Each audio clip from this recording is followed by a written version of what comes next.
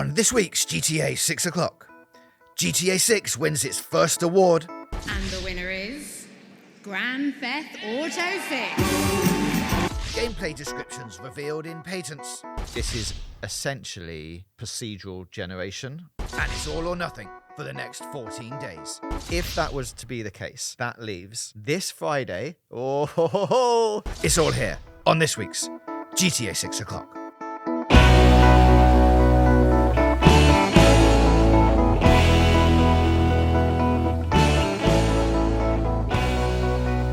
Yes, hello and welcome to episode 51 of GTA 6 o'clock, the world's most in-depth and best-connected GTA 6 show. With 1 week to go until our first birthday and the milestone of 52 episodes, we are here with all the GTA 6 news and analysis from this week. Next week, we'll have a special episode to mark the occasion, complete with a new, very exciting look, and I've said that now on the podcast, so it has to happen. So that's something you don't want to miss. Hit subscribe, follow us on Twitter. Please rate us on all the podcast services. Yes, we were disappointed about the moon and that we haven't got anything to talk about this week, but more on that later. But first, Dan, welcome to episode 51. We're about to talk about some hot news. Hello, fellow 51ers. So let's jump straight in then. GTA 6 has won its first award. Last week at the Golden Joystick Awards, it picked up an award for Most Anticipated Game of 2025. The Golden Joysticks, if you don't know, is also produced by me and Dan. So we had a little insight into what was going to happen. It's a fan-voted award. The split of the votes, in case you're interested, 17% for GTA 6, 11% for Silksong, 10% for Ghost of Yotai. Those are the top three, and the rest of them, there were quite a lot of games in this category, picked up numerous percentages, but lower than 10% all the way around. The good thing about this, Dan, and something that is relevant to this show, well, obviously the good thing is that they won, but the other thing is that Rockstar were actually in attendance, came up on stage and said some actual words. They did, and they revealed all of the locations, plot, characters. Obviously, they didn't do that. But, I mean, the fact, like we talked about on last week's show, the fact they were coming felt significant. That gives, I think, a sense of solidity to the fact that this game is, as to all intents and purposes, coming out next year. I think that felt like a solid step. You know, it felt like a confident thing to appear. If they felt it was in danger, they probably wouldn't have turned up. It was also nice that they literally came on stage. And again, Rockstar is a huge company of multiple individuals. So it wasn't like, here is Sam Houser, the ultimate figurehead. It was like their head of publishing, which is still a pretty significant role. And yeah, he said a few words that added a bit of color. And I think it didn't do anything to dispel the hype. Yeah. Do you want to read those words out? Should we bask in their anticipatory glory? I can tell you exactly what they said, yes. So Rockstar, after winning the most anticipated game, come up and said... Can I just stop you there? It's the most wanted game. Sorry. And it's the other award I should show know that does most anticipated game. I should know We what do this not award. approve of that trophy. Most wanted is the trophy that most want. Yes, it's your most wanted thing ever. In this case, a game. No one anticipates games, they want them. Everyone anticipates games. Not everyone wants them. But what you want is the most wanted award. Yes. And congratulations, you have won the most coveted award in award season video game land. Okay, right. So they said... Thank you so much for this incredible award. Also, a massive thank you to all the fans. Obviously, without their support, they're the most important thing for us, and they mean a lot to us at Rockstar. So there's an incredible amount of people doing amazing things on Grand Theft Auto 6, absolutely mind-blowing things. So it's a real honor to be able to come up here and accept this award on everyone's behalf. I wish more of us could be here, but thank you very much, everybody, and more to come. Thank you. Overall, there's two things in there, right? There's an incredible amount of people doing amazing things on Grand Theft Auto 6. Yeah. Absolutely mind-blowing things. Big statement. Yeah. Like you say, doesn't not an unusual statement. People working on a game that's coming up are going to be telling everyone that the thing that they're working on is amazing and mind-blowing. But it's nice to hear them say it out loud. And the big thing, more to come, felt significant.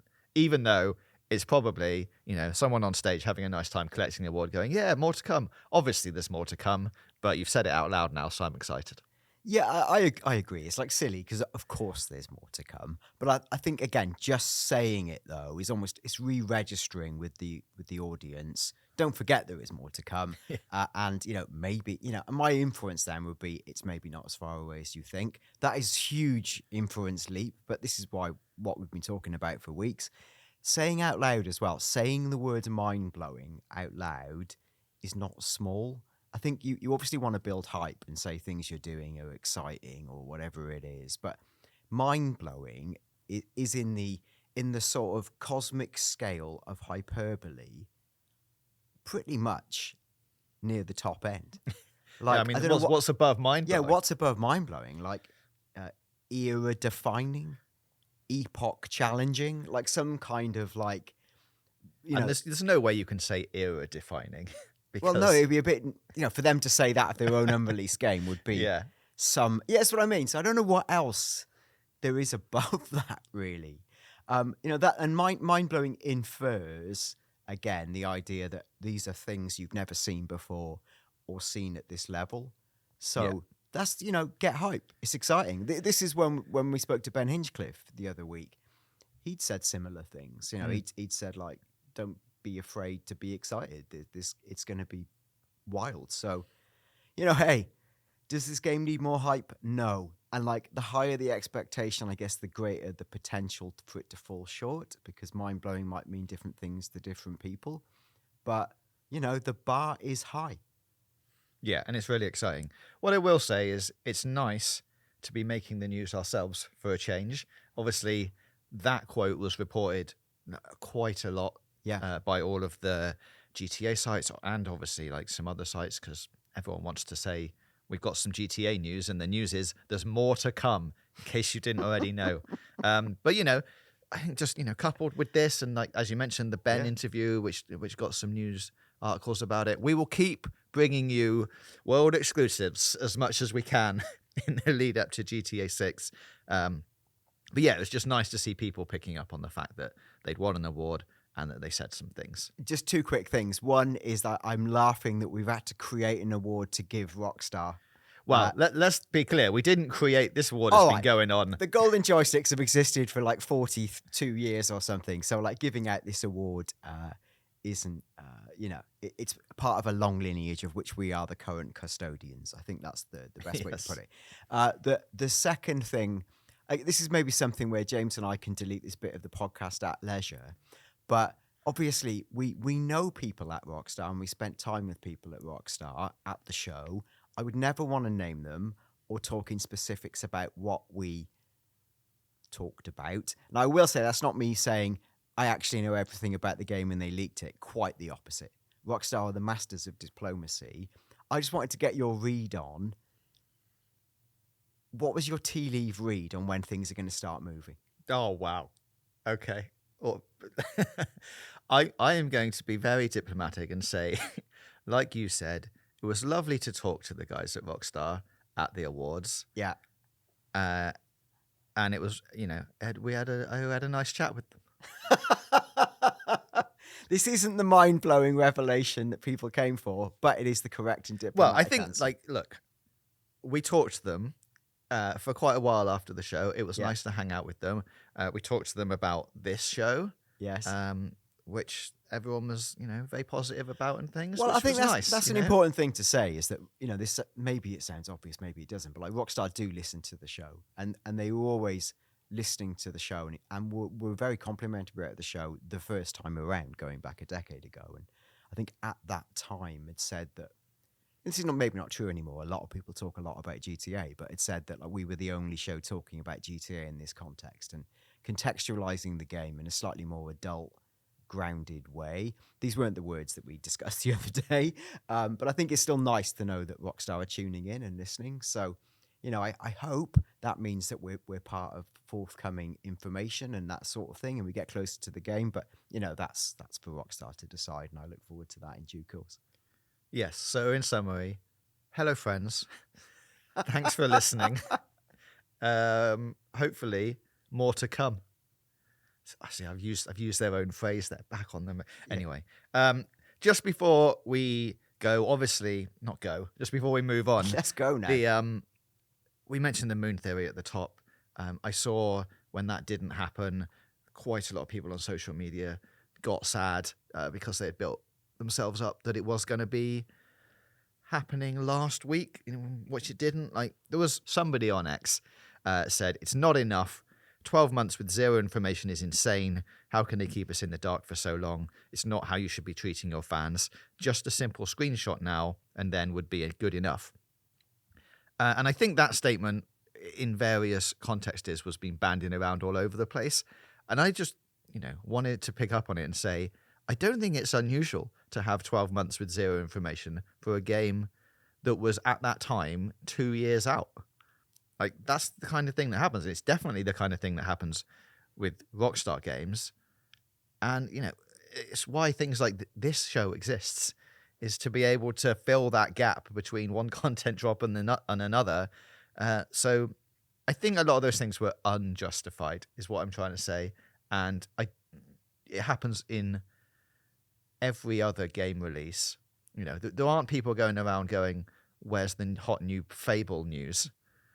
Because that's been announced. You get one trailer and then it's understood that you don't get another trailer for like a year. I dare say within the hardcore Fable community, there are people saying this is an outrage. It's just, I think that game it's not GTA. GTA is GTA. And so it's got a much bigger mainstream penetration. And I guess the more people are interested. This statement in itself, part of me goes, yeah, fair enough. You're a super fan. You're just excited about the game. You want to see more.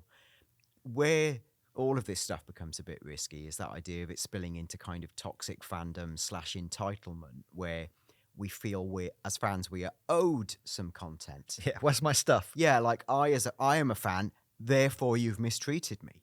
Now, I'm not saying anyone, pointing the finger at anyone particularly, but there is this sentiment that can creep into the discourse. And I guess ultimately, what we all really want is just when the game for it comes out to be good. And yes, we would like the hype cycle to do the things we would like it to do when we'd like it to do it, but that's not how reality works. So sometimes we just gotta suck it up. And is it good enough? I don't know. Who sets those expectations? What is good enough? A trailer every 3 months, 6 months, a year? The problem with that is, even if you got a trailer every 3 months, there'd still be people there going, after a month after the last trailer, where's my next trailer?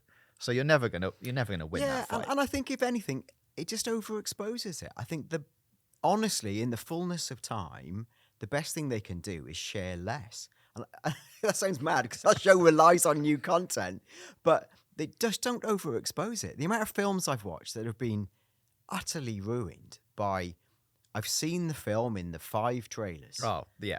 Even, for example, Deadpool and Wolverine recently.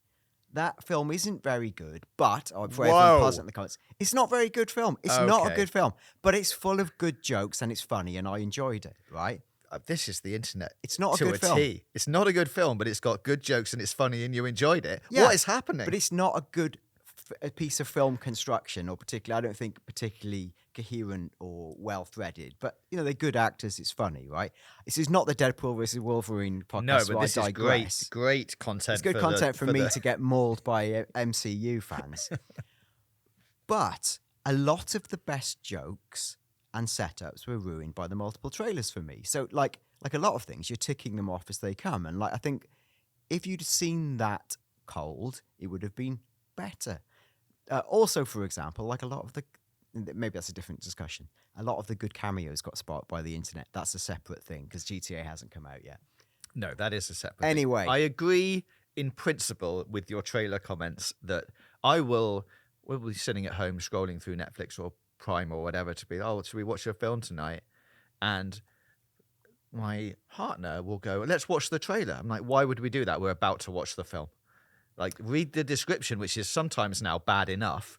And then you watch the trailer and you're like, well, I don't need to watch the film anymore. If you know you're in on the film, don't watch the trailer. But I do watch trailers when I'm 50-50. I think I'll be like, will this tip me over the edge? But sometimes you watch it and go, I've seen too much. Yeah. That's another podcast. That's the art of good trailer making.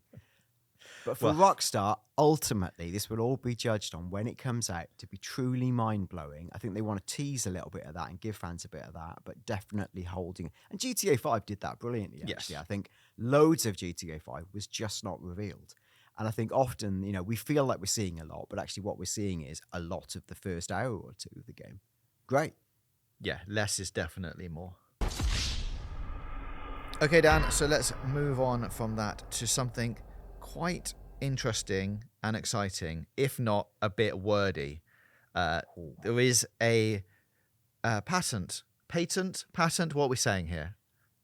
I used to work briefly in the patent office Right. in the UK, so I assume it's that, but maybe in the US it's pronounced patent. It could be a tomato thing. Yeah, okay. Look, well, it's the thing that you file to basically copyright a thing that you have done. That office. Yeah. There has been one filed by Take-Two back in 2017, actually, but I don't think we've previously discussed the ins and outs of what it is, and now we've seen the trailer, and now we know a bit more. It's actually a lot more interesting. So what this is a system and method for game, object, and environment generation, which I think, reading between the lines of the, whatever it is, 18-page document or something, this is essentially procedural generation for some of these things. The full description is a system and method for building and rendering in-game objects. In some embodiments, the system includes a plurality of metadata records describing available assets, wherein each metadata record comprises an asset identifier which identifies an asset and a property tag. In some embodiments, the system receives the metadata asset record or the asset identified by the metadata asset record from an asset interface to instruct a rendering engine to load the asset identified by the metadata asset record into a 3D environment. Reading between the lines, that is, things in the game are tagged with certain things. Those tags can then talk to the game engine and other development tools to be able to pull certain things in with those tags at the right time, is how I understand it. It also mentions an animal flocking system, which there's no real other descriptions of that, but that says to me the animals that we've seen in the game, like the flamingos and that kind of thing, are going to act more like real life animals would. I think even down to, wolves, if we get wolves, and those kind of animals that live in packs, like they will go around in groups and they will do realistic things as that system would intend. Also describes world population, which I think is some of the things we'll get onto in a minute, and how that's going to work, and the law system. I think we're quite familiar with how the law system works. So we can go through some of these things. As I've just read out, some of these are quite wordy, but the next few are actually a little bit easier to understand. That's good, because the last bit made almost no sense until I slowly reread it then. Yes. And I think I'll wait for the next bit before I offer what I think it means. But yes. Yeah, and this is where mine and Dan's slight lack of development language and skills might come into play, where what we're going to do is say what our interpretation of this is. This might not be close at all. As you know, we've got some friends in the development community. We could put some of these things to them in future episodes and get an insight into what that actually means. We will try and do that, because now I've also said that out loud. But let me go through a few examples that are in here, which I think are interesting to talk about. This is all lifted directly from the document. It says, it goes through a whole load of stuff about all that tagging and stuff. And then it says, for example, one set of developers may create component objects, e.g. body parts, for virtual people, and tag those objects as skinny, chubby, average, attractive, ugly, young, old, etc. Note, this tagging could be applied to the 3D model or textures alone, or the entire object package, compromising the model and its associated textures. Let's go through these one at a time and see if you agree with me. My read on this is there are a number of different body parts making up every individual character in the game. Those individual body parts can now be given one of these attributes, whether it's like skinny legs, chubby head, attractive face, etc., etc., or those terms can also be implied to the entire character model to say, hey, procedurally generate me an attractive person, and it will take all the attractive tags that are in the database and procedurally put them together to make what has been determined an attractive, a young, and ugly person, whatever.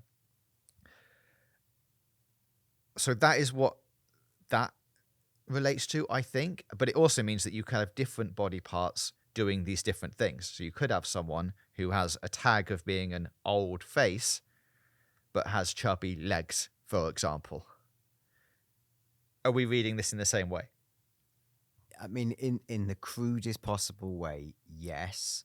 I think it's essentially it's like a patent for an intelligent metadata tagging system, like you say. So they've got the ability to create, I don't know how many variables, hundreds, thousands, whatever, that then can be summarized in different ways and then recombined in different ways in a procedural way. I don't really know how that differs from de facto rendering in other games or what the standard procedure would be. So like for me to say, this is definitively better for this reason, I don't know. But it does seem like it's, if they're patenting it, it's clearly something they see as novel and is a different approach to the creation of sort of procedural assets.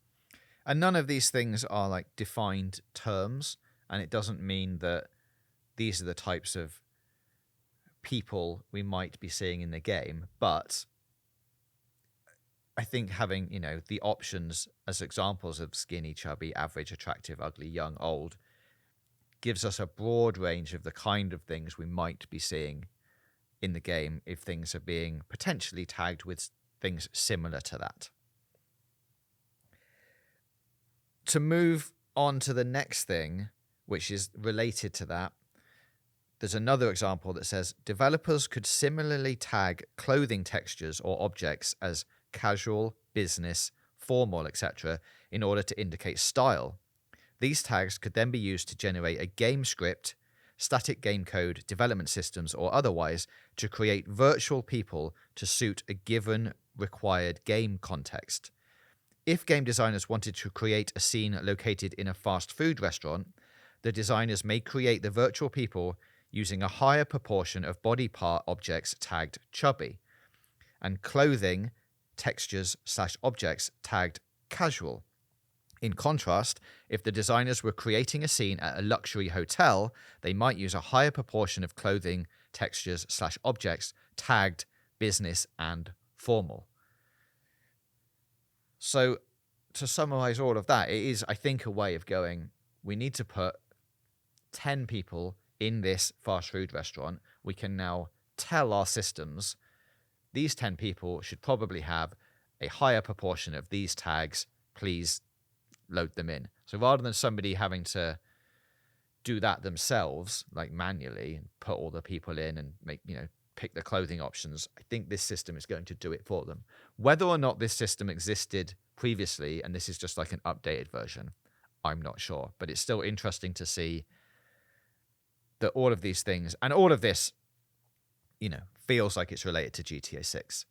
2017 would be, it's just before Red Dead 2, but there's no fast food restaurants or luxury hotels in that game. So it feels like it's a going bit that too way. close to the release of Red Dead 2 to be a thing you would patent at that stage, potentially. And exactly like you say, number of fast food restaurants in Red Dead, limited.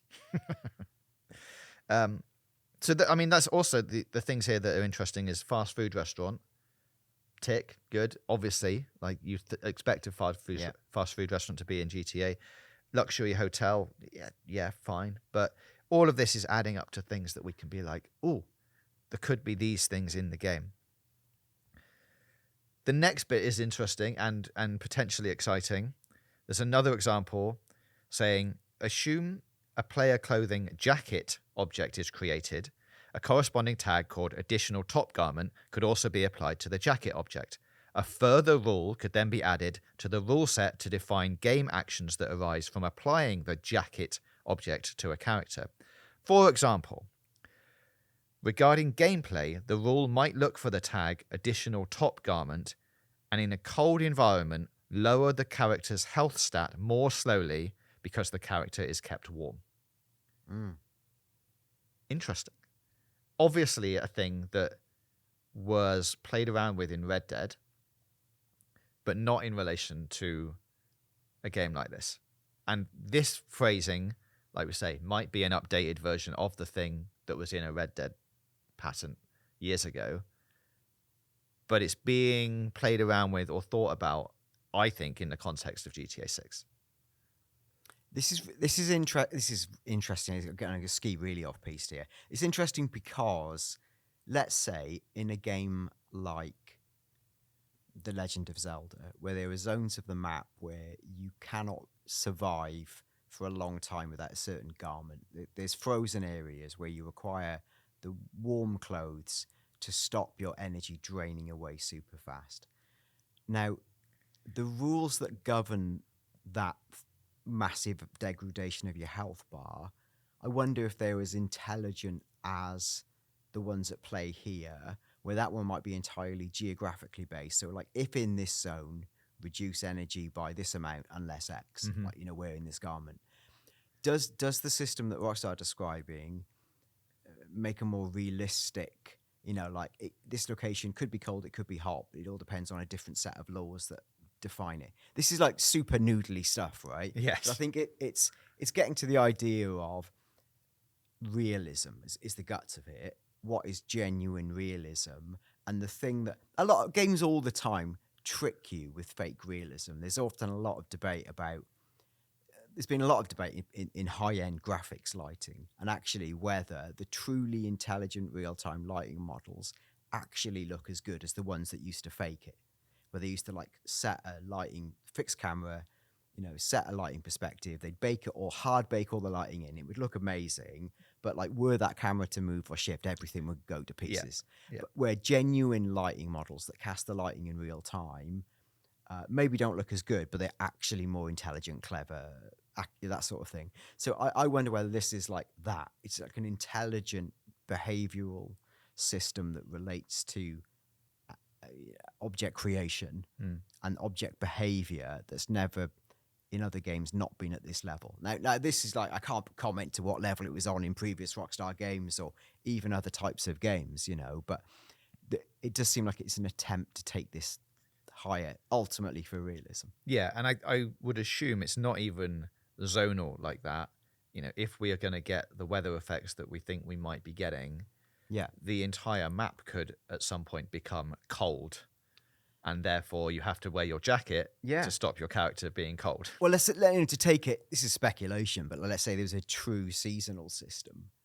Now, Leonida and Florida in real life aren't necessarily the coldest parts. No, they don't get world. that cold. But in other parts, for the UK, for example, we've had extreme flooding yesterday now. We've had freezing weather. It can be boiling hot in the summer. Geographically, we're same place, but the breadth of the seasonality is huge.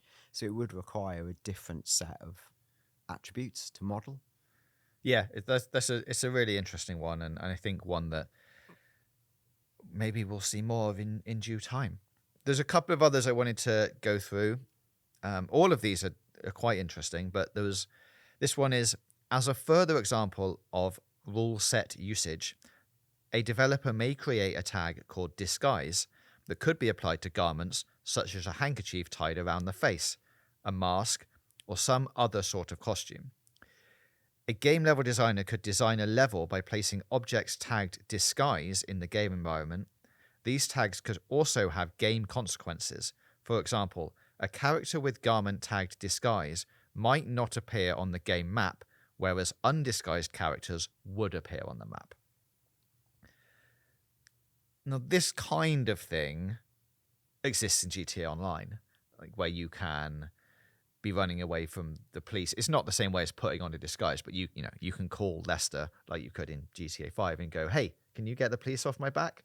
And then I assume in this case, the tag of you being wanted is removed by you making that phone call. But it's exciting and interesting to see the word disguised used in a game environment going, if you're using a disguise, you might not appear on the map. And what level this is going to actually extend to in the game, like if you are seen by people but you've got a disguise on, does that then, your description is then, oh, they were wearing a red bandana, and if you take that off, you're then no longer wearing a red bandana, so people who see you in the street don't recognize you because you've taken off that thing. There's a load of things going on here, but that is an interesting little description.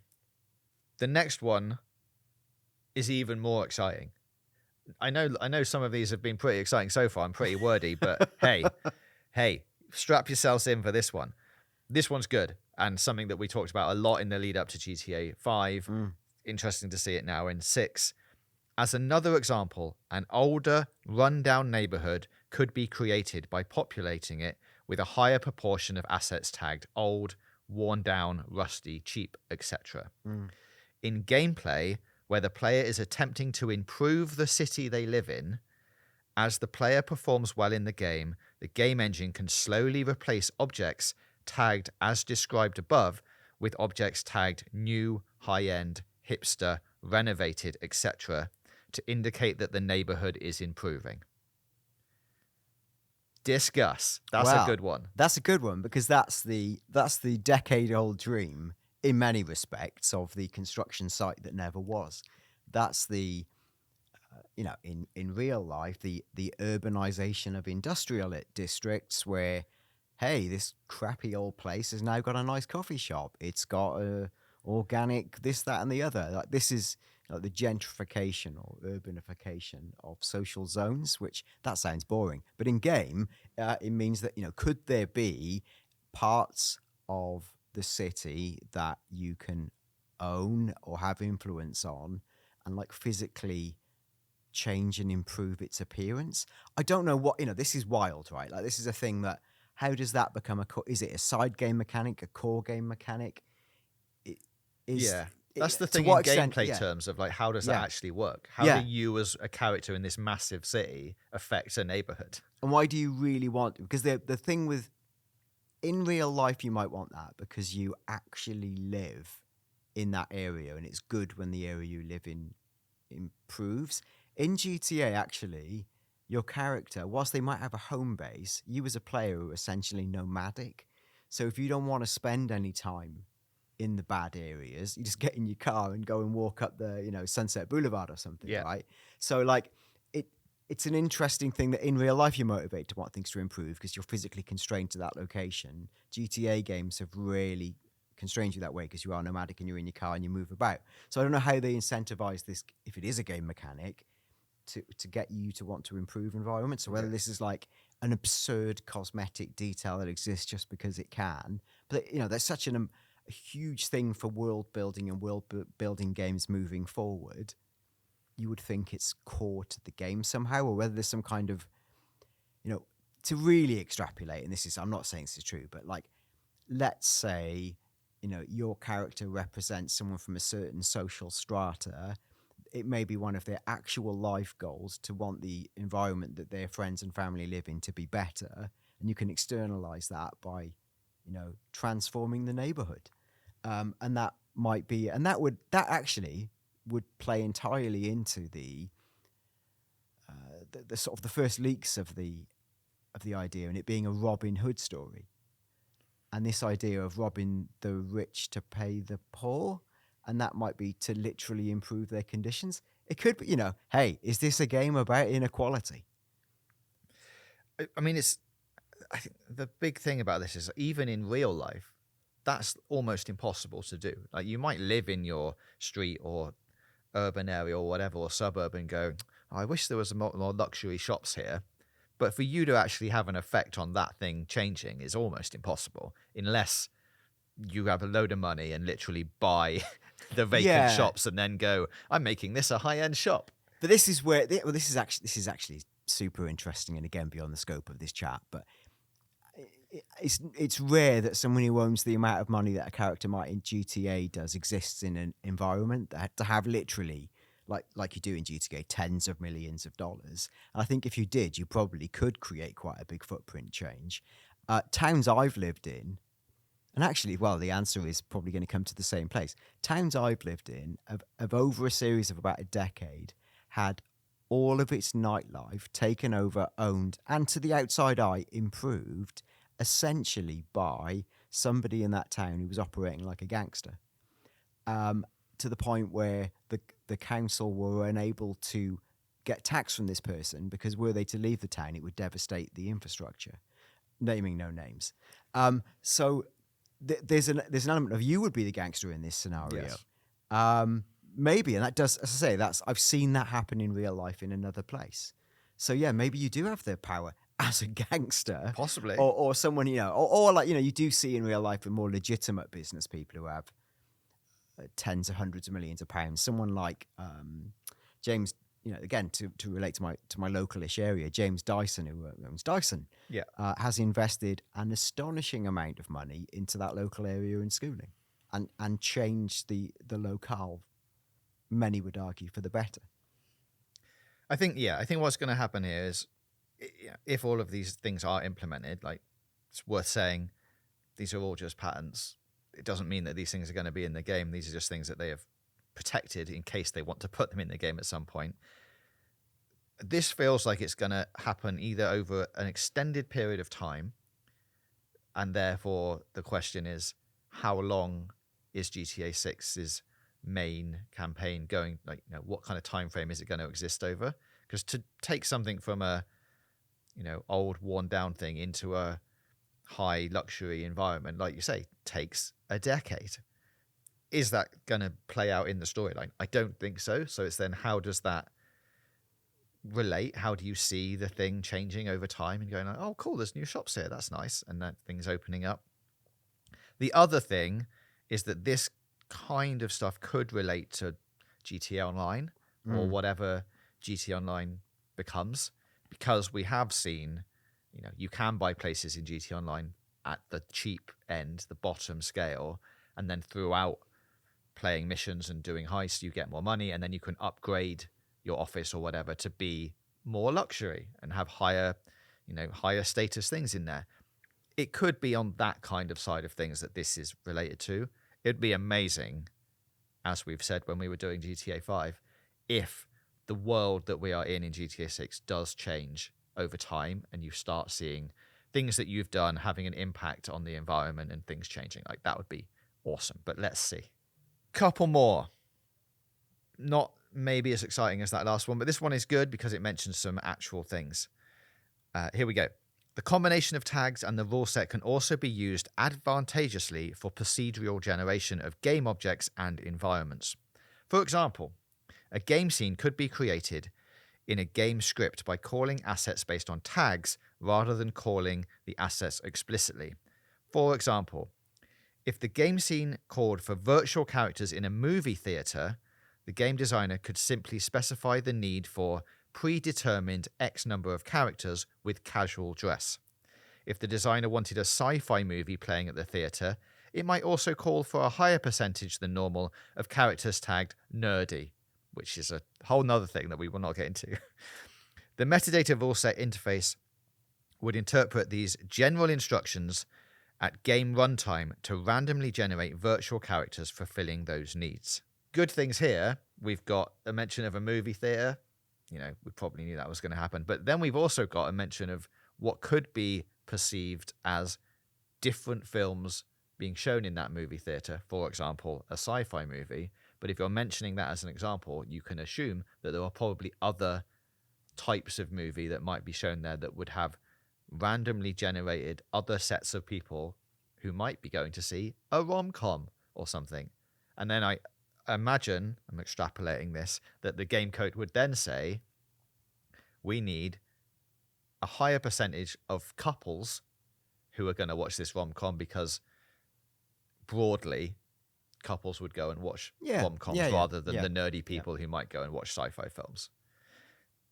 It's exciting to see this kind of thing happening and know that these different environment types are going to have a different palette of people depending on the context of that thing. This goes back to the thing they were talking about with the restaurant and the luxury hotel and that kind of stuff. You will see specific types of people in certain environments doing things you would expect those certain people to do, which we have seen before previously in the game, but it's all written down here. I think what's interesting, and again, to move this maybe to a place it won't go, is if you did in-game host, let's say, a sci-fi convention, and you hand drew all the characters you think should be there and all the interactions and behavior they had, it's a huge labor of love and, would look like someone's perception of what a sci-fi convention is. In this version of the world, it's like you say, you use the data and the tagging to broadly have a random dispersion of people who look like they belong at that sort of thing. The reason this is interesting, I think, is because it allows the creation of dynamic or time-based like random events that can be made to look authentic to what it is. So like if there was for example, an in-game famous person concert or something, it could auto-populate the crowd with people who look like they belong there based on a set of attributes. So to do pop-up dynamic events in this game world would in theory be easier because everything's not being crafted from scratch? ? I don't know, but like that to me would be an interesting off-spill of this. And there is a thing later on, let's jump to that because it's interesting, that says, and it mentions the animal section as well, an animal flocking system could control the generation of animals and their group behavior. Such a system would interface with the game asset interface layer to request the needed animal assets. Similarly, a world and population system could control the distribution of characters and assets specifically per zone. So, like you say, if you were going to zone off an area and say this is for these sets of people at this time, those sets of people would be put into that environment, which all leads to like you say, the realism and everything looking like you would expect it to look. This is all quite complicated stuff, and I totally understand that. I think we may be misrepresenting some of it. So please, what? I mean, I'm just saying it's possible. We definitely. I'm just saying it's possible. So if anyone far smarter than us who works in dev can set us straight in the comments, please do. Just to add, that something that does add a little bit of clarity to it, sort of, is there's a diagram in the patents where it's I latched onto it because it's got visualization I can just about fathom it, which starts with at the top, it says like there's a bar, the top of the hierarchy is game script. Underneath it is this thing we just referred to called the game asset interface. And the game asset interface has a couple of boxes within it, which are metadata, like we talked about at the top. There's the animal flocking system, the world and population, which again, I guess is like the geography and the volume of people you want in it. The law system, which I guess is the overall, either the actual laws imposed by society and or the game logic.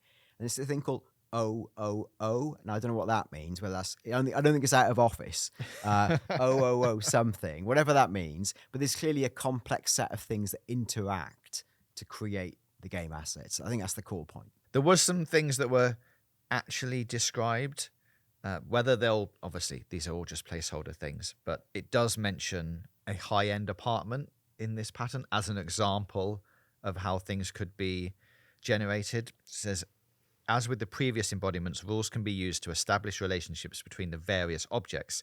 This allows a selection of parts to be grouped together in an arbitrary way. For example, a bathroom group could compose of a group of tiled floors, tiled walls, bath, sinks, and mirrors, together with a light blue and white color palette.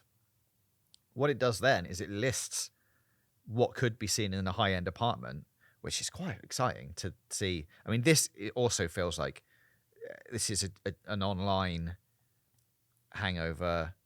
It could enter the main game, who knows? But it mentions like a kitchen, woo, there's going to be kitchens in the game, possibly. Oh. That has like a clock and a message board, cupboards, box of cereal, island unit, fruit bowl. The lounge has a TV in it, a couch, a luxury cushion, a hall, coat stand, table, plant, hall lamp, statue, painting. Bedroom 1, standard bed, high-end bed, bedside table, standard mirror, high-end mirror. All of these things. It does go on to say that this structure contains information about any and all instances of high-end apartment, which is why in bedroom 1 there exists both a standard bed and a high-end bed. The relationship between those items is such that only one of them would be allowed to be active in a particular instance of a high-end apartment, whereas bedside tables are defined, which can go on either side of the beds, and allow for any combination of 0, 1, or both of the tables to appear in high-end apartment. So, once you've made it in your high-end apartment, you're allowed to have 2 bedstands. Is what we're finally. So if any of you guys listening at home have 2 bedstands, high-end apartment, congratulations. The most exciting thing here is you get to see some of the things listed that may or may not make it into the game, because as we said, this is all just protecting this system. These things aren't going to be named like this specifically, but it's good to see some of these things like, breakfast bar, fruit bowl, luxury cushion, all of these little things that we know have been in previous GTA games and GTA Online, but it looks like that stuff is going to carry over, as we would expect. And that comes to the end of my patent reading workshop. Thank you for coming. I hope you all enjoyed it. There'll be a test at the end. But yeah, like overall, it's really good to be able to dive into this and take a look at some of the things. And just, as we say, we were speculating on what this could mean. But if we are correct in some of those instances, it just shows you how the world of GTA 6 is going to progress from what we used to know in GTA 5. Before we move on, anything else to add from my patent workshop? I'd only add more confusion and or lack of information. So I think this is one for, please, people in the comments who've seen this patent, dive in, take a deeper look. It could be something we could revisit on an upcoming episode through a new lens or with the addition of extra information. So please do that. I think it needs a lot of research to really siphon out what it may or may not mean. Okay, then, we've mentioned it a few times this episode. Let's talk about it a little bit more. The disappointment from the Moon Theory and November 22nd being the announcement date for Trailer 2. Nothing happened, of course. We had the Golden Joystick Awards that we mentioned. They came up on stage and said more to come. The following day was the 22nd. That was not the right day. There are now, by my maths, just 12 working days we are considering as being Monday to Friday at the time of recording for something to happen this year. We're not going beyond, I think I've put it down as like December the 16th feels too late to me. So I've ruled that out. So I've said the next 12 working days are between now and December the 13th for something to happen. As previously discussed, it makes sense for a Friday reveal, in my mind, of a Friday like announcement of something is coming next week. I feel like that is still going to be the case, that they will still make an announcement of the announcement. They will go on a Friday or whatever day. I think it will be a Friday, though. They will say, tune in on this date in the future for something to happen. If that was to be the case, that leaves this Friday, November the 29th, for a reveal on the 3rd, next Tuesday, or they tease it on December the 6th and then reveal it on December the 10th. That, I think, are our final 2 options for things happening. Obviously, it can go later into December. I just personally feel it might not. Now, to add a little bit more fuel to that fire, Historically, Rockstar has dropped their winter DLC for GT Online between December the 10th and December the 15th. They usually tease the DLC about a week before that, which would mean somewhere between December the 5th and December the 10th. As Rockstar Intel points out, GTA Plus months that you buy a GTA Plus membership per month last 4 weeks. The current one has already started. The date that Rockstar gave for its last full day is Monday, December the 9th. Usually, GTA Plus months end on a Wednesday with a new one on the Thursday, unless it's a DLC month, which it isn't. It's just an update. Therefore, the GT Online Winter DLC will be released on Tuesday, December the 10th. For me, that rules out Tuesday, December the 10th as a trailer drop as well.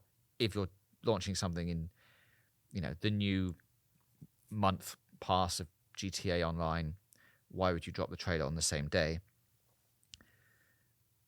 So unless, and we'll get to this in a minute, unless they're doing something in-game, a la Fortnite, that means there's only one date left, which is a reveal this Friday, and oh my God, trailer next Tuesday. Next Tuesday, which would make that the December the 3rd. Which is very close for the 1 year anniversary of the trailer 1, which was, December the 4th/5th. I feel like I've turned myself. No, you said yes I've turned twice myself there. Inside out, trying to speculate around this. I think what I've always sort of felt is I've always liked the 5th, and I've always liked the 10th.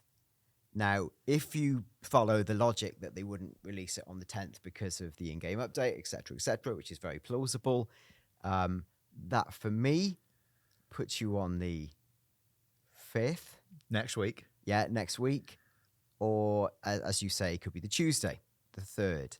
I'm unsure about, was they previously announced or pre-teased them, given everything that's happened with leakage, I am less sure about that than I used to be now, because I feel like possibly the rules have changed, or they're not wanting to give people notice. I don't know where they are with that, right? But I feel less committed to the fact that they're going to pre-announce it. You really believe they're just going to drop the trailer out of nowhere?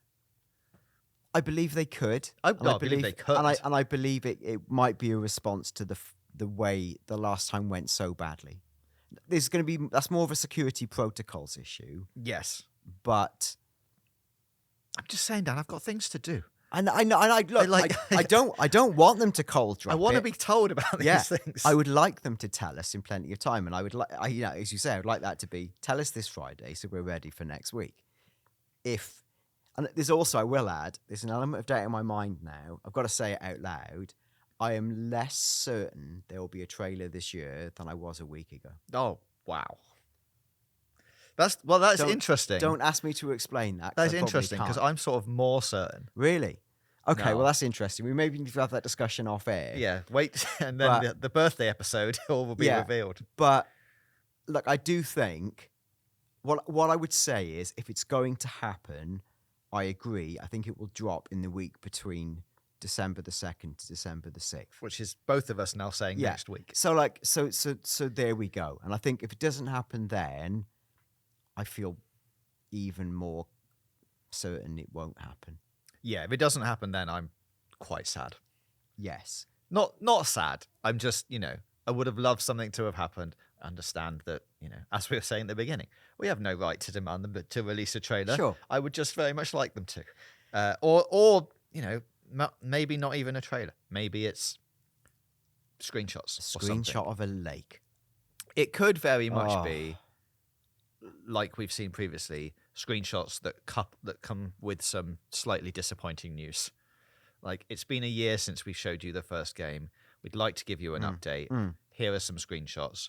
Unfortunately, we have discovered we're going to need a few more months in development to make this happen. I actually think that would be all right for this year. Whilst obviously I'd like a trailer, I think if they just said something to acknowledge within the calendar year, we've said nothing, and here's the first 3 in-game screenshots.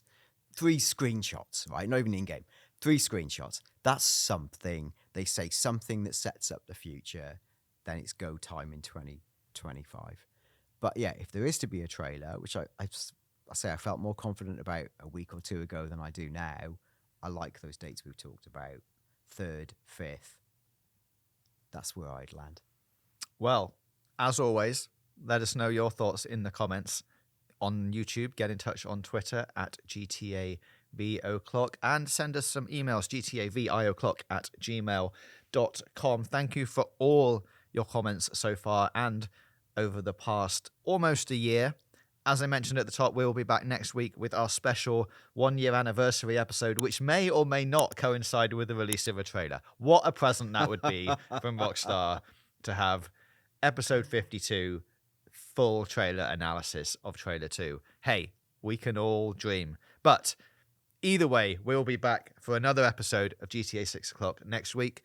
So please come back then for another episode of GTA 6 O'Clock.